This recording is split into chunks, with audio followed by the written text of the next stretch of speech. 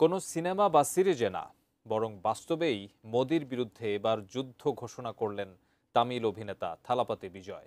সরকার, master সহ আরও অনেক সিনেমায় তিনি যেমন বিপ্লবী চরিত্রে মানুষের মন জয় করেছেন, তেমনি এবার বাস্তব জীবনেও ভারতের সরকার প্রধানের বিরুদ্ধে হুঁশিয়ারি উচ্চারণ করলেন। বিস্তারিত শিহাব ইসলামের ডেস্ক রিপোর্টে। நம்பர் 1 சீட்ல இருக்கிற எனக்கு எவ்வளவு ஏறம்। এবার ভারতের প্রধানমন্ত্রী নরেন্দ্র মোদী এবং তার দল বিজেপির বিরুদ্ধে সরাসরি যুদ্ধ ঘোষণা করলেন দক্ষিণ সিনেমার সুপারস্টার থালাপতি বিজয়। বিজেপিকে ফ্যাসিবাদী আখ্যা দিয়ে আদর্শগত শত্রু হিসেবে চিহ্নিত করে ঘোষণাও দিয়েছেন তিনি। আর এই ঘোষণা দিয়েই 2026 সালের তামিলনাড়ু বিধানসভা নির্বাচনের দামামা বাজিয়ে দিলেন এই অভিনেতা এবং রাজনীতিক। তামিল সিনেমার সুপারস্টার থালাপতি বিজয় পর্দায় তার বিপ্লবী ভাবমূর্তি বহুবার দর্শকদের মুগ্ধ করেছে। তবে এবার বাস্তবে রাজনীতিতেও গর্জে উঠলেন তিনি।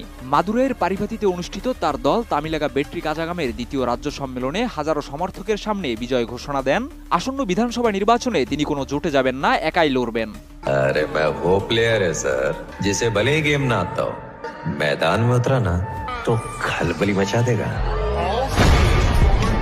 থালাপতি বিজয় তার বক্তব্যে বলেন, আমাদের একমাত্র আদর্শগত শত্রু বিজেপি, আর রাজনৈতিক শত্রু হলো ডিএমকে। আমরা কাউকে ভয় পাই না, আমরা কারো আন্ডারগ্রাউন্ড ব্যবসার সঙ্গে যুক্তও নই। ফেসিবাদী বিজেপি এবং বিষাক্ত ডিএমকের বিরুদ্ধে যুদ্ধ ঘোষণা করছি। এছাড়া তিনি আরো বলেন, সিংহ সবসময় সিংহই থাকে, শিয়াল যতই থাকুক জঙ্গলের রাজা একজনই সিংহ।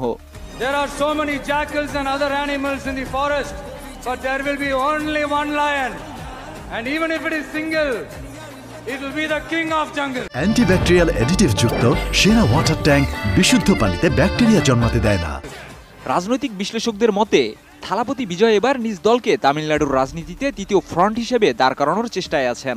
রাজ্যের শাসক দল ডিএমকে এবং প্রধান বিরোধী দল এআইএডিএমকে এর মতো দুই ঐতিহ্যবাহী শক্তির বিকল্প হিসেবে নিজেকে তুলে ধরতে চান তিনি। 2023 সালে টিভিকে গঠন করে রাজনীতিতে আনুষ্ঠানিক অভিষেক ঘটে বিজয়ের। তবে 2026 সালের তামিলনাড়ু বিধানসভা নির্বাচন হবে তার প্রথম রাজনৈতিক লড়াই। থালাপতি বিজয়ের এই রাজনৈতিক ঘোষণায় রীতিমতো তোলপাড় শুরু হয়েছে ভারতের রাজনৈতিক অঙ্গনে। পর্দার বিপ্লবী নায়ক এবার কতটা সফল হন রাজনীতির মঞ্চে, সেই দিকেই তাকিয়ে আছেন তার বিশাল সমর্থকেরা। শিহাব ইসলাম, এটিএন নিউজ।